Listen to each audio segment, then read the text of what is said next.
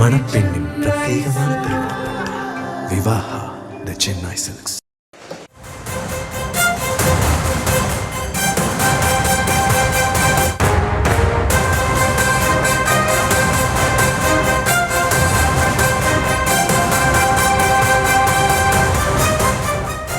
அண்மைச் செய்தி.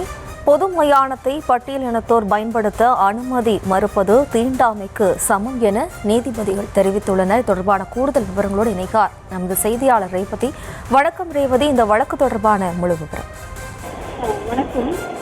இந்த பொது மயானத்தை ஒடுக்கப்பட்ட சமூகத்தை சேர்ந்தவர்கள் பயன்படுத்த அனுமதி மறுப்பது தீண்டாமைக்கு சமம் என்ற ஒரு தீர்ப்பை சென்னை உயர்நீதிமன்றம் தெரிவித்திருக்கிறது.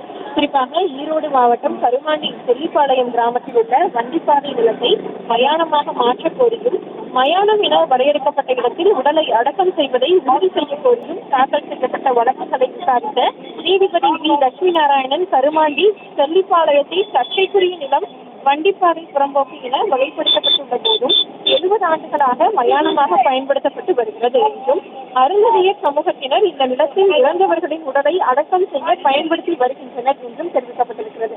ஒடுக்கப்பட்ட சமூகத்தை சேர்ந்தவர்களை பொதுவாக உள்ள மயானம் அல்லது தகனம் செய்யும் இடத்திற்கு செல்ல அனுமதி மறுப்பது குற்றம், இது தீண்டாமையில் ஒரு வடிவம் என தெரிவித்திருக்கக்கூடிய நிலையில், மேலும் வாழும் போது கண்ணியத்துடன் வாழ உரிமை உள்ள போதும் இறந்தவர்களுடன் கண்ணியத்துடன் இறுதிச் சடங்கு செய்வதும் உரிமை என குறிப்பிட்ட நீதிபதி, சம்பந்தப்பட்ட நிலத்தில் உள்ள மயானம் எவ்வித ஆக்கிரமிப்பு அல்லது குப்பை கொட்டும் பகுதியாக மாறாமல் இருக்க தேவையான நடவடிக்கையை எடுக்க கருமாண்டி செல்லிப்பாளையம் சிறப்பு பேரூராட்சி நிர்வாகத்துக்கும் மாவட்ட ஆட்சியருக்கும் உத்தரவிட்டுள்ளார்.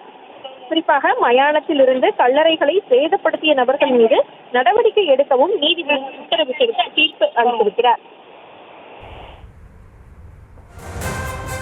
விவரங்களுக்கு நன்றி ரேவதி.